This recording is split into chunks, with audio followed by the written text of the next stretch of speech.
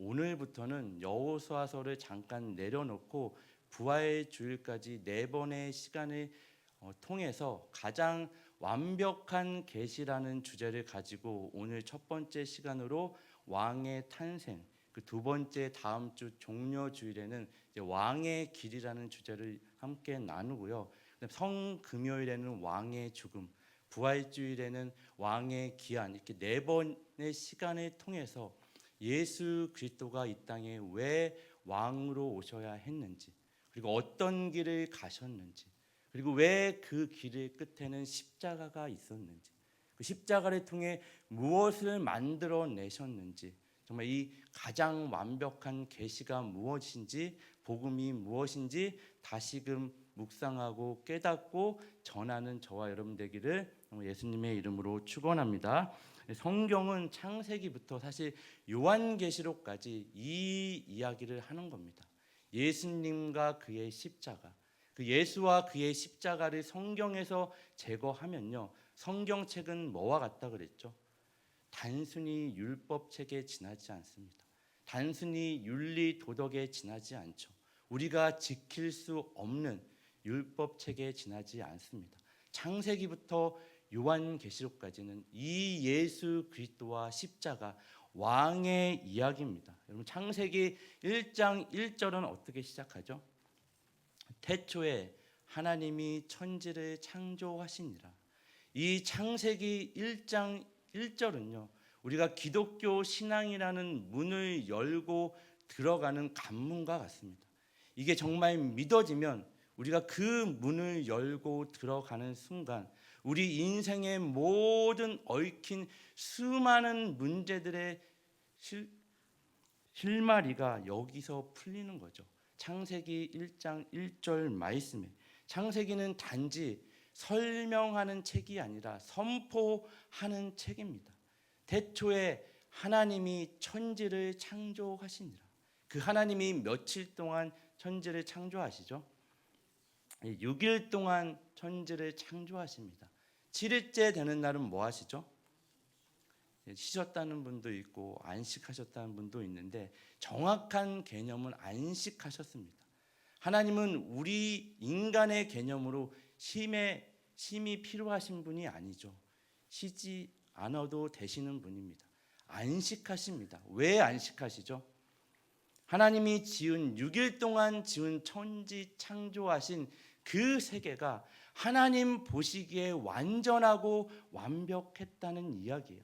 더 이상 손댈 필요 없이 하나님이 보시기에 하나님이 세상을 이처럼 사랑하신 것처럼 그 세상을 보시기에 좋았습니다.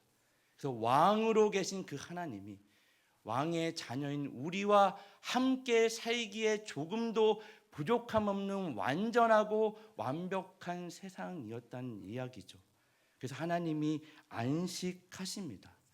단지 창세기 1장 1절은 하나님이 창조주라는 자기 선언을 이렇게 하시는 겁니다. 이 세상은 누가 만들었는지 아니? 내가 만들었다. 내가 만들었고 여전히 내가 내 섭리와 내 경영과 내 운영 가운데 내가 통치하고 내가 다스린다. 이 세상의 주인은 누구란 얘기예요? 하나님이란 얘기죠. 이 땅의 왕은 누구란 얘기예요? 하나님이라는 얘기죠. 이 만물의 주인은 하나님이란 이야기입니다. 근데 저와 여러분의 삶 가운데 누가 진정한 왕으로 살아가고 있나요? 우리가 매일매일 살아내야 되는 그 삶의 현장에서 매일 싸우는 싸움은 뭐죠? 사실 이 싸움을 하는 겁니다. 누가 왕이냐? 내가 왕이다. 아니, 하나님이 왕이다. 하나님이 천지를 창조하신 그분이 손 놓고 가만 계신 게 아니라 여전히 그분의 통치와 다스림과 보호 아래 내가 있느냐, 아니면 내가 왕이 돼서 여전히 내 마음대로 내가 내 인생 계획하고 살아가느냐, 이 싸움이 있는 게 우리가 살아내야 되는 삶입니다. 성경을 보면 이 하나님의 왕권이 가장 비참하게 난도질 당했던 시대가 어떤 시대죠?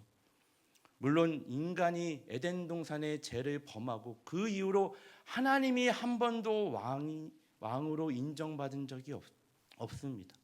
하지만 성경을 보면 하나님의 왕권이 가장 난도질 당했던 비참한 시대는 아마 사사 시대가 아닌가 합니다.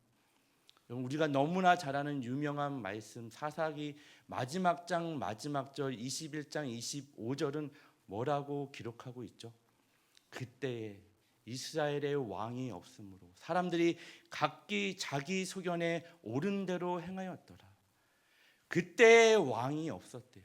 사람들이 각기 자기 소견에 옳은 대로 행했대요. 그럼 이스라엘의 역사적으로 왕이 없었던 적이 있나요? 이스라엘의 왕은 누구죠? 하나님이 왕이죠. 한 번도 하나님을 인정하거나 모시지 않았던 이스라엘의 역사가 사사 시대입니다. 각기 자기 소견에 옳은 대로 살아가는 시대. 오늘날도 동일하지 않나요? 이 시대의 왕이 누구예요? 여러분 인생의 여러분 삶의 주권자 왕이 누구세요? 정말 하나님이신가요? 이 세상에 하나님이 계심에도 불구하고 마치 하나님이 없는 것처럼 각기 자기 소견에 옳은 대로 살아가는 시대. 원래 하나님이 이 백성을 택해서 이 백성을 만날 때 가장 큰 하나님의 정체성은 왕으로서의 하나님입니다. 태초로부터 하나님은 왕이셨습니다. 지금도 여전히 우리의 왕이십니다. 그 이스라엘 백성은 그들에게 왕을 구하죠. 하나님이 왕으로 계심에도 불구하고 하나님을 인정하거나 모시지 않던 시대, 인간적인 왕을 구합니다. 하나님은 그것까지 허락하세요. 그리고 그들이 요구하는 왕을 주시죠. 정말 왕이 없어서 그들의 인생이 그렇게 비참했나요? 왕이 있으면 정말 달라졌나요? 달라지지 않죠. 우리는 성경의 역사를 통해 그것을 알고 있습니다. 사무엘서와 열왕기서를 통해서 이스라엘 역사가 왕 때문에 그들의 삶이 비참하거나 그들이 각기 자기 소견에 옳은 대로 살아가는 것이 아님을 우리는 성경을 통해 분명히 목격하고 있습니다. 왕의 역할이 무엇인지를 가장 대표적으로 대조해서 보여주는 인물이 누구라 그랬죠? 금요 성령 집회 때는 몇 번 이야기 드렸습니다. 여러분 그래서 금요 성령 집회를 나오셔야 돼요. 사울 왕과 다윗 왕입니다. 왕의 역할이 무엇인지를 대조해서 보여주는 대표적인 인물이 사울 왕과 다윗 왕입니다. 왕의 역할은 하나님의 궁극적인 가치와 그에 따른 결정과 하나님만이 만들어낼 수 있는 결과를 백성들에게 흘러가도록 전하는 통로의 역할을 하는 게 왕의 역할입니다. 왕이 그 역할을 잘 해내지 못하면 어떻게 돼요? 그 통로가 막히죠. 하나님만이 만들어내는 그 가치와 결정과 그 결과들이 백성들에게 흘러가지 못하는 거죠. 여기에 이스라엘 역사는 실패합니다. 이 통로, 그래서 왕의 역할은요, 어떤 지위나 권력을 가진 자가 아니라 순종하는 자리와 순종하는 자인 겁니다. 왕은 우리가 생각하듯 어떤 권력과 지위를 가진 자들이 아니라 하나님의 말씀에 순종하는 자들이어야 됩니다. 왜냐하면 하나님만이 만들어낼 수 있는 그 가치, 하나님만이 결정할 수 있는 그 의와 공의, 하나님만이 만들어낼 수 있는 그 결과들, 왕을 비롯해 그 어떤 인간도 이러한 것을 만들어낼 수 없는 게 이스라엘의 역사고 이 세상의 역사입니다. 이스라엘은 여기서 실패하죠. 이스라엘 왕들은 여기서 넘어지죠. 세상은 여기에 실패합니다. 그래서 진정한 가치와 결과를 만들어낼 수 있는 예수 그리스도가 진정한 왕으로 이 땅에 오셔야 했던 이유입니다. 진정한 왕으로 예수님이 이 땅에 오시죠. 여러분 마태복음 1장 1절은 이렇게 시작합니다. 아브라함과 다윗의 자손 예수 그리스도의 계보라. 아브라함과 다윗은 누구죠? 유대인들에게 있어서 가장 존경받는 인물의 두 사람입니다. 유대인에게 있어서 가장 존경받는 아브라함과 다윗. 아브라함과 다윗의 자손 예수 그리스도의 계보라. 다윗 왕의 계보죠. 하지만 인간의 계보입니다. 거기에 누가 들어가죠? 신이 들어가는 거죠. 하나님이 개입하십니다. 인간의 족보에 왕이신 예수 그리스도가 이렇게 따라 들어오시는 겁니다. 여러분 성경을 읽을 때 그냥 읽으면 이런 것들이 여러분 들어오지 않아요. 놀라운 말씀 아닌가요? 아브라함과 다윗의 자손 예수 그리스도의 계보라. 예수 그리스도가 저와 여러분의 진정한 왕이라면, 아니 어떻게 왕이 인간의 족보에 들어올 수가 있지? 생각하셔야죠. 물으셔야죠. 그럼 이 세상의 역사는 어떻게 나뉜다고 그랬죠? BC와 AD로 나뉩니다. 예수 그리스도를 중심으로 BC는 뭐죠? Before Christ. 예수 그리스도가 오시기 전. AD는 뭐예요? 아노 도미니. 라틴어죠. 그리스도의 해, 주님의 해입니다. 예수 그리스도가 오신 이유를 이야기하는 거죠. 정말 세상이 인정하던 인정하지 않던 예수 그리스도는 역사적으로 오셔서 세상의 역사도 예수님이 오시기 전과 예수님이 오신 이후로 나뉩니다. 굉장히 의미 있고 중요하죠. 더 중요한 건 뭐죠? 세상의 역사뿐만 아니라 개인의 역사 속에서도 예수님이 오시기 전과 이후가 있다는 이야기입니다. 개인의 삶의 역사에도 예수님을 만나기 이전의 삶인 BC가 있고 예수님을 만난 이후의 삶인 AD가 있다는 것이죠. 여러분 이 예배의 자리에 나와 정직하게 하나님 앞에 지금 나는 어디에 있는지 정직하게 드러내시길 바랍니다. 저와 여러분은 어디에 있나요?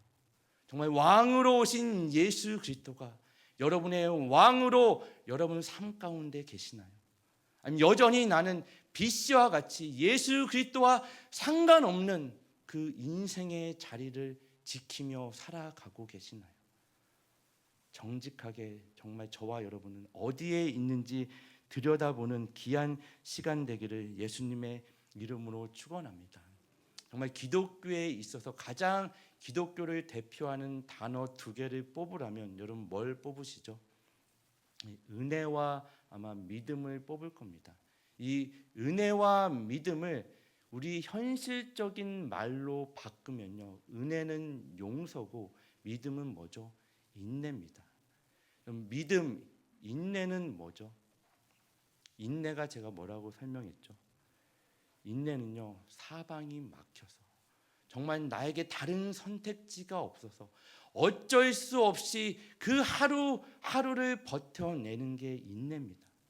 믿음은 나에게 주어진 그 하루의 책임을 지고 살아내는 게 믿음입니다. 은혜는 뭐예요? 용서는 뭐죠? 단순히 제 사함을 받은 게 아니라 하나님이 나에게 더 나아가자고 요구하시는 거죠. 부모가 자녀를 왜 용서한다 그랬죠? 왜 은혜를 베풀죠? 그냥 용서하기 위해서 용서하나요? 더 자라나고 성장하고 앞으로 나아가라고 용서하죠. 은혜가 마치 이런 겁니다.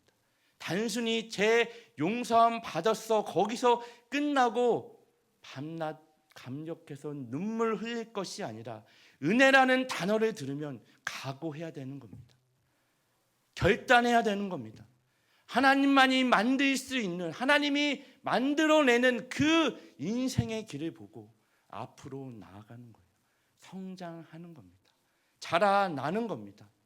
이 은혜와 믿음은 가장 대표적으로 설명하는 인물이 마태복음 1장 1절에 나오는 아브라함과 다윗입니다.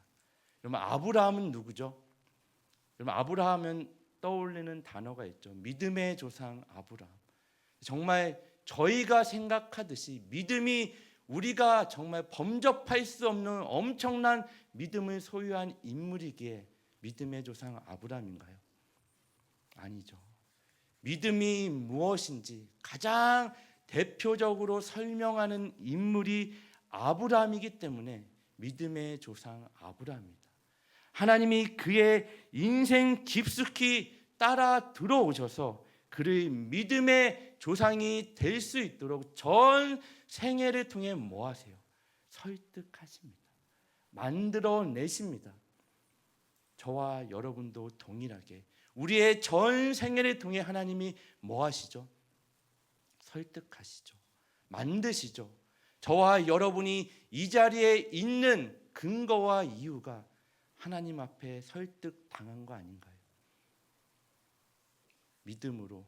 믿음은 우리가 좋아서 이 자리에 있는지 알지만 하나님이 우리를 그렇게 설득하십니다. 이 자리에 있는 게 정말 기적이죠. 은혜죠. 놀랍지 않나요? 세상의 왕들은요, 그들의 힘으로 우리를 굴복시킵니다. 하지만 이 땅에 왕으로 오신 예수 그리스도는 우리 인생 깊숙이 뭐예요? 따라 들어오셔서 그 매일매일 우리와 함께 하시고 우리를 설득하세요. 하나님이 말하는 사랑은 뭐라 그랬죠? 우리 여러분들이 하는 사랑도 사랑이 왜 어려워요?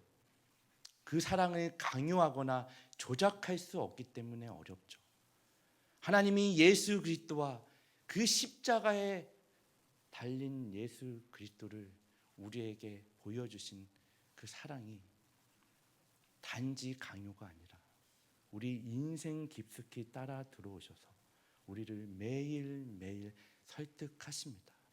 아브라함이 그랬던 것처럼 믿음의 조상 아브라함이라 불릴 수 있는 자리까지 하나님이 이끄신 것처럼 저와 여러분을 그렇게 이끄시고 만드실 줄 믿으시기 바랍니다.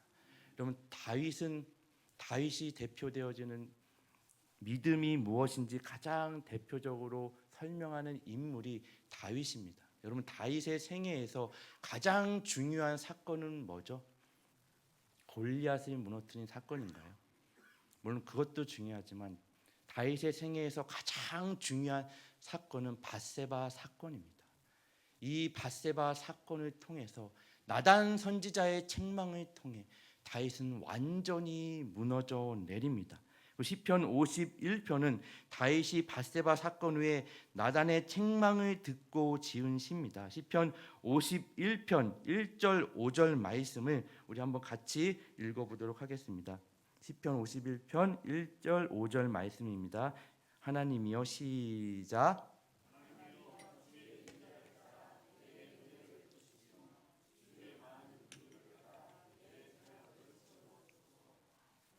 제약 중에서 출생하였으며 어머니가 내 중에서 나를 잉태하였나이다. 이 밧세바 사건을 통해 나단 선지자의 책망을 듣고 다윗은 완전히 무너져 내립니다. 나는 죄인이구나. 여지없는 죄인이구나. 누군가의 도움 없이는 구원받을 수 없는 죄인이구나. 나의 어머니도 죄인이고 내가 뱃속에 있을 때도 죄인이고 죄인으로 태어났구나. 누군가의 도움 없이는 구원받을 수 없는 존재인지를 여기서 깨닫게 됩니다. 그래서 예수님이 이 땅의 진정한 왕으로 탄생하신 겁니다.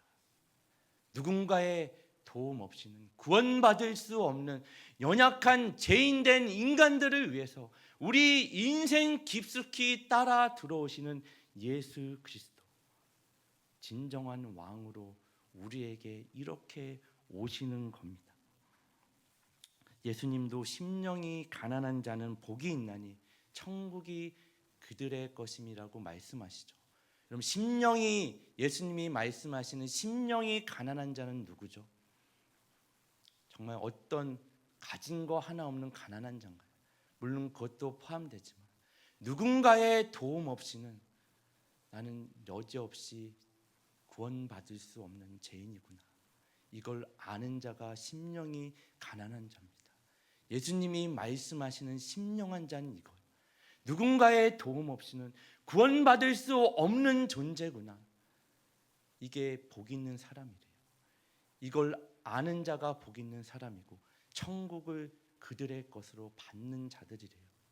다윗은 이걸 깨닫습니다. 우리를 주의 자녀로 부르시고 성경의 증언들과 현실들이 우리에게 다 뭘 가르치냐 하면 우리가 다 죄인으로 출생하여 하나님의 은혜로 하나님의 자녀가 됐다는 것을 확인하는 거죠.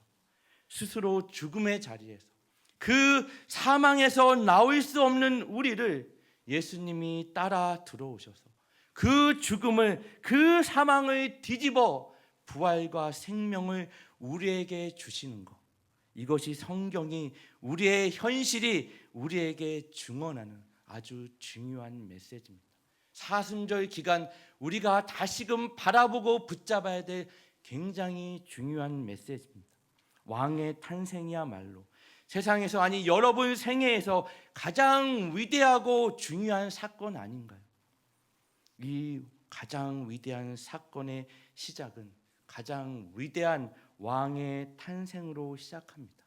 마태복음 1장 16절은 야곱은 마리아의 남편 요셉을 낳았으니 마리아에게서 그리스도라 칭하는 예수가 나시니라.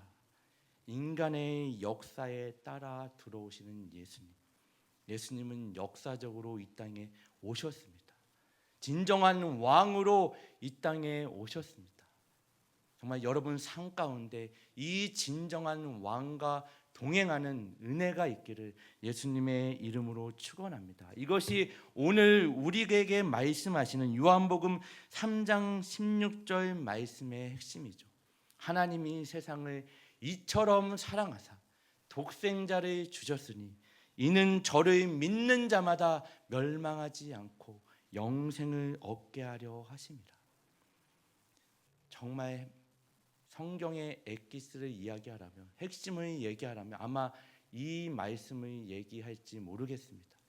중요한 건 뭐예요? 반대로 그 예수 그리스도를 믿지 않는 자들에게는 뭐가 있다는 얘기죠? 멸망이 있다는 얘기죠. 하나님의 진노가 있다는 얘기죠. 요한복음 3장 36절에 아들을 믿는 자에게는 영생이 있고 아들에게 순종하지 아니하는 자는 영생을 보지 못하고 도리어 하나님의 진노가 그 위에 머물러 있느니라. 오늘날 강단을 보면요, 천국과 지옥에 대해서 더 이상 이야기하지 않습니다. 영원한 생명과 영원한 죽음에 대해서 이야기하지 않아요. 단지 이 땅에서 내가 그리스도인이라는 이름만 가지고 세상이 요구하는, 아니 내가 세상에게 요구하는 것들을 어떻게 하면 얻어내며 행복이라는 이름으로 거짓된 것들을, 영원하지 않은 것들을 추구하며 살아내야 되는지. 영원한 생명과 영원한 죽음은 있습니다. 이걸 이야기해야죠. 저와 여러분은 언젠가는 하나님 앞에 서는 날이 있죠. 마지막이 없는 사람은 아무도 없습니다. 영원히 우리는 이 땅에서 살 것처럼 그 하루하루를 살아가지만 언젠가 저와 여러분은 하나님 앞에 다 서죠. 하나님의 진노를 받는 진노의 재상인지, 아니면 영원한 생명과 그분의 품 안에서 영원한 기쁨을 누리며 살아가는지. 이 말씀이 왕으로 오신 예수 그리스도가 여러분 인생 가운데 정말 진정한 왕으로 있기를 예수님의 이름으로 축원합니다. 이분이 계셔야죠. 누가 왕이죠? 여러분 삶 가운데 누가 왕이죠? 매일 우리는 이 싸움을 하죠. 어떤 선택, 주어진 모든 시간, 정말 누가 왕인지 하나님을 인정하거나 모시지 않던 사사시대와 같이 하나님이 왕임에도 불구하고 다른 왕들을 요구한 이스라엘 백성들과 같이 우리 삶 가운데 분명하게 왕으로 오셨음에도 불구하고 저와 여러분은 다른 왕을 요구하지 않나요? 세상의 왕들을 요구하지 않나요?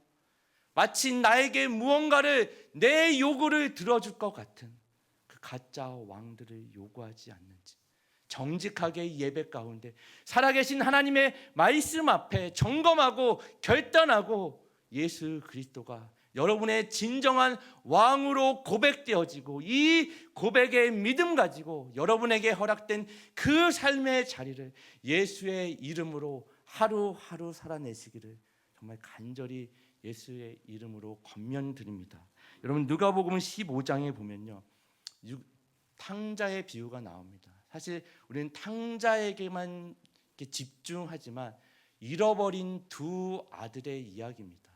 여러분 요한복음 3장의 시작은요, 사실 니고데모라는 사람이 등장합니다. 그 바리새인이고 유대인의 지도자죠. 그리고 요한복음 3장 16절이 나오는 거예요. 그리고 요한복음 4장엔 누가 등장하죠?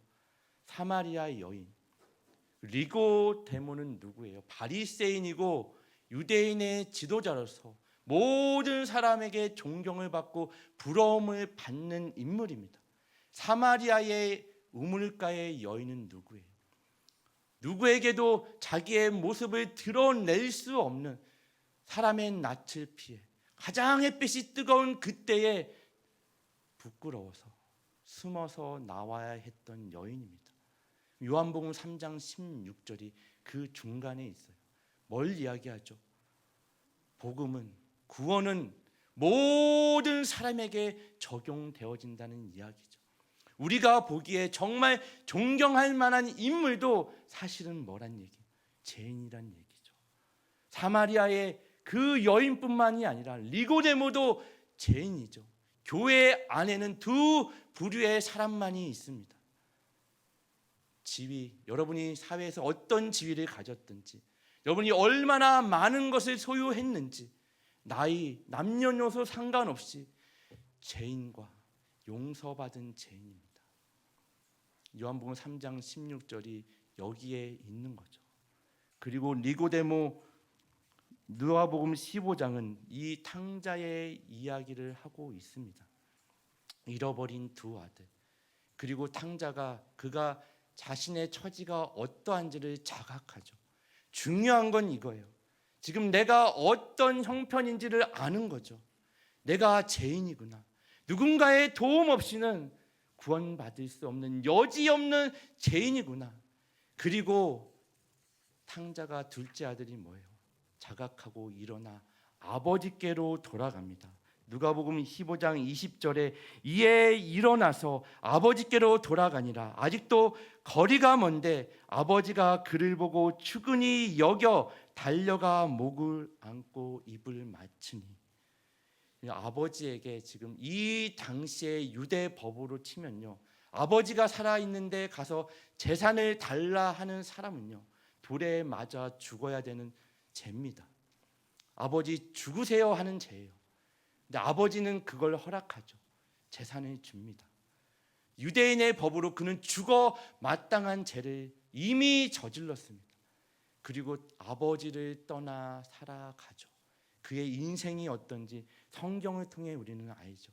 그가 자각해서 아버지에게 돌아옵니다. 근데 아버지가 멀리서 그를 뭐예요?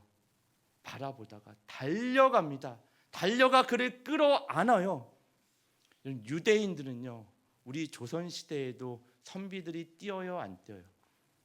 안 뛰죠. 유대인들이 가부장적인 그 가장은요, 아버지는요 절대 뛰는 법이 없습니다. 뛰지 않아요. 근데 아버지가 달려갑니다. 뛰어가요. 그리고 그를 끌어안아요. 덮죠. 그의 죄를, 그의 허물을 덮습니다. 왜요? 이 아들은 그래도 내 아들이다. 누가 먼저 볼까봐, 누가 먼저 보고 돌을 들어 그를 죽일까봐 달려가 그를 끌어안습니다. 이게 아버지가 우리를 향한 마음입니다. 우리의 죄를 끌어안으시죠.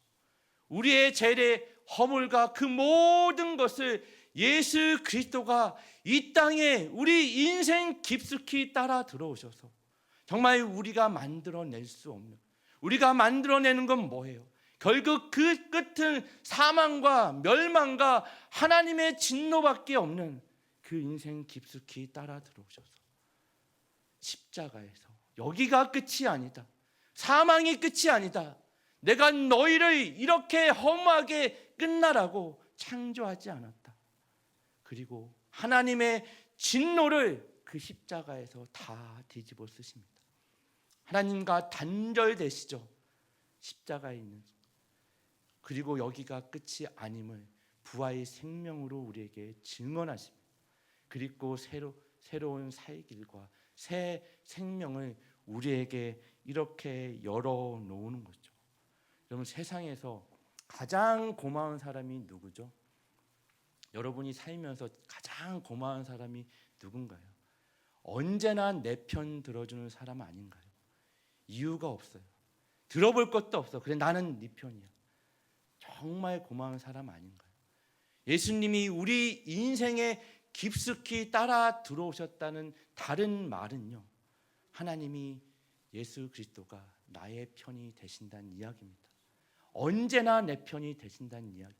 나의 어떤 죄악과 나의 어떤 죄된 행동과 상관없이 아버지가 끌어안은 것처럼 내가 덮어줄게, 내가 안아줄게, 내가 그 십자가에서 너의 죄와 허물을, 하나님의 진노를 내가 다 받을게.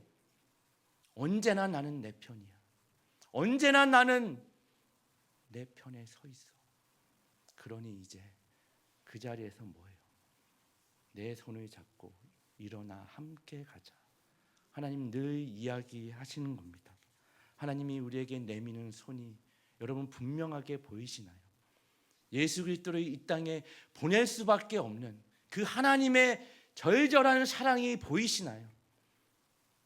정말 신이신 예수가, 왕이신 그분이 인간의 모습으로 이 땅에 우리 인생 깊숙이 따라 들어오셔서 내가 너를 홀로 내버려 두지 않아. 너의 아픔과 고통과 눈물과 그 제약된 모든 것들, 사망밖에는 없는, 멸망밖에는 없는, 하나님의 진노밖에는 없는 그 자리를 예수 그리스도가 끌어안으시고 십자가에 달리십니다. 사순절 기간 특별히 우리가 바라봐야 될 십자가, 왕이 왜 이 땅에 오셔야 했는지, 도대체 왜 어떤 길을 가셔야 했는지, 왜 십자가에 달리셔야 됐는지, 하나님은 누구시기에 독생자 예수까지도 나를 위해 내어주시는지, 그 하나님의 사랑과 하나님의 사랑에 근거한 그 손을 내미는 그 손이 분명히 보이셔서 하나님 손 붙잡고 여러분에게 허락된 그 모든 시간을 예수와 예수 그리스도의 십자가에서 보여주신 사랑과 부활의 생명으로 여러분에게 증거한 그 능력 붙잡고 승리하며 예수 그리스도가 여러분 인생의 진정한 왕임을 고백하는 신자의, 성도의, 교회의 삶을 살아내시기를 정말 예수님의 이름으로 축원합니다. 우리 찬양팀 나와주시고요.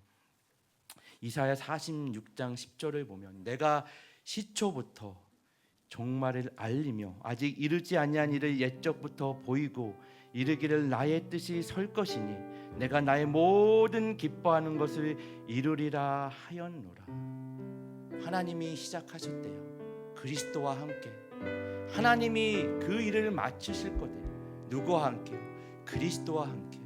나는 알파와 오메가다. 내가 시작한 일은 내가 반드시 마친다. 그러니 너는 의심하지 말고 내 삶에 보낸 예수 그리스도를 왕으로 인정하고 모시고 동행하면 된다는 이 음성이 들리기를 예수님의 이름으로 축원합니다.